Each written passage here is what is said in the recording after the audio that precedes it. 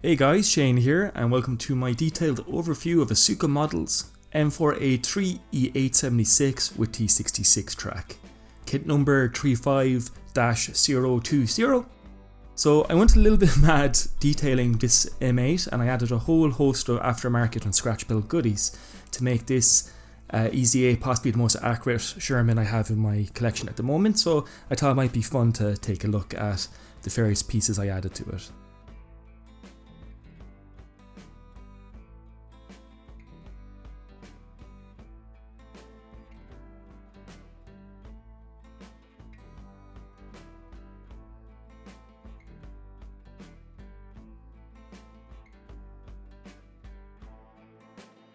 So let's take an in-depth look at what I added to this little kit, and I wanted to create, as accurately as my skill set would allow, the first batch of Chrysler built M4A3 E8s, 76s, that arrived near the end of December 1944, so just in time for the American counterattacks in the Ardennes.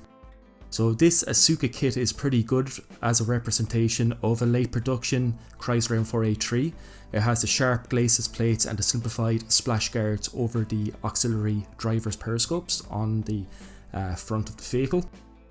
However, there are a few little things we need to add just to get that bit of extra out of it.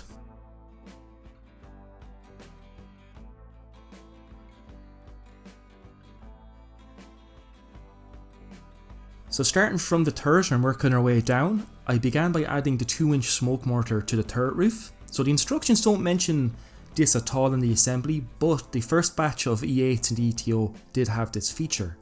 So I bored out the opening with a 1.4mm drill bit and added the protruding barrel sleeve with a bit of plastic tube, and then the weather cap was added with a slice of stretch sprue and some etched chain. However, by January 1945, the mortar was deleted from the production run, so post-war vehicles have the opening totally filled in or blanked off, and I suspect that's what Asuka Model had tooled their kit to maybe represent a later post-war or Korean War vehicle. Other details I added to the T-23 turret included adding the cast mold seam present on all Sherman turrets, which handily enough is actually found where the actual two turret hafts meet on the actual kit itself, so it's a very handy guide where to actually add the seam.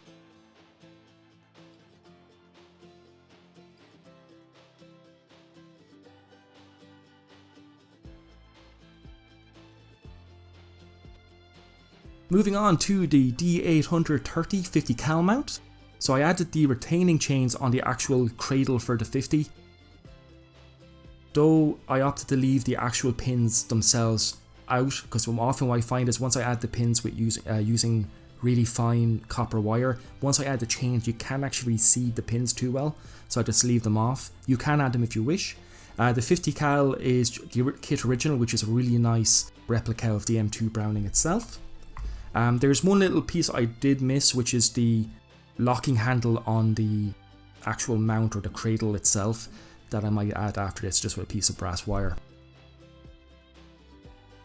So for the antenna mounts and the masts themselves, I created my own mast sections from 0.3mm metal rod, with the actual section connectors made from a little bit of stretched tubing. So you take a piece of styrene tube, run it over a lighter or naked flame like you would if you're stretching sprue, and in that way then you can create very thin elements of tubing. So each section in real life is about 3 feet long, which equals to about 26mm in 35th scale, and I went with 3 sections, which is one of the most common radio configurations found on wartime Shermans. The antenna base itself is a beautiful 3D printed resin piece from T-Rex, and I used one of the MP48 antenna bases that's modelled with its spring section in the bent position, as often the crews retracted the antennas with guidelines to prevent them from snagging. And once the model is painted, I will add said guidelines to create that bend in the antenna mounts. Okay, so moving down to the hull, I added a very light rolled steel effect.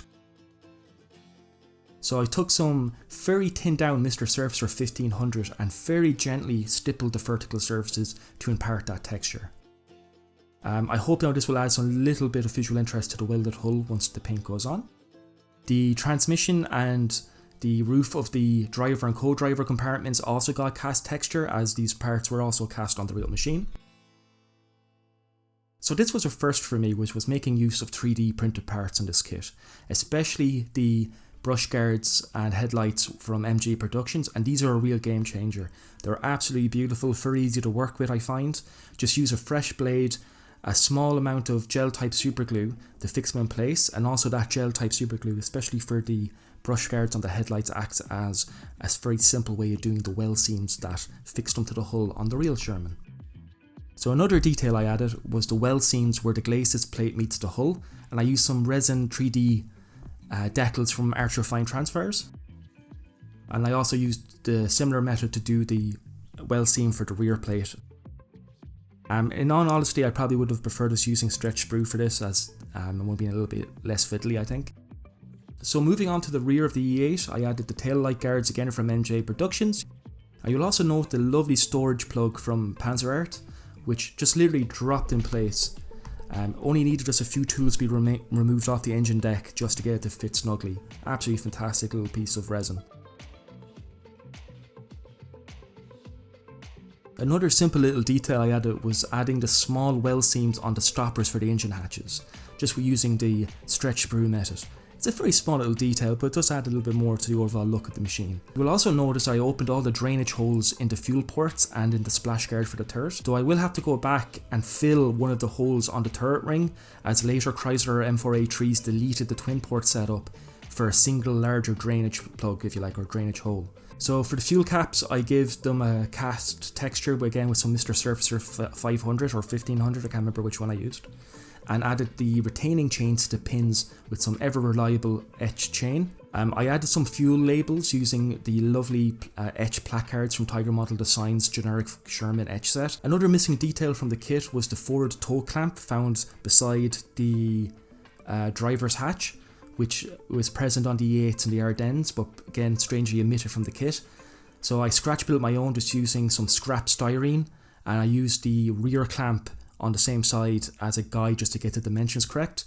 And speaking of tow cables, I actually bothered to add one to this Sherman, just using the kit supplied string, so it'll be interesting to see how well that paints up. I also added the tow cable clamp to the transmission using the 3D part from the beautiful MJ production set. A fun little detail was the storage shelf itself on the transmission cover, a very common crew modification and very easy to replicate with a bit of scrap plastic rod or sheet, or in this case with some balsa wood.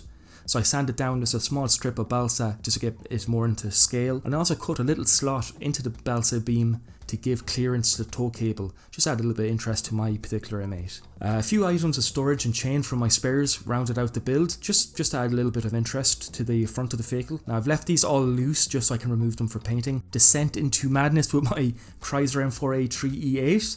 I hope some of you guys find this maybe a little bit interesting, what you can add and little areas of interest you can add to your own Sherman build. Again, you don't have to go as mad into this as I did. It's just kind of this Shermans from my jam, I'm a bit obsessed with them. And there's even details I left out of this I could add. But I'm pretty proud of this. This is my first real kind of detailed build dive of a Sherman.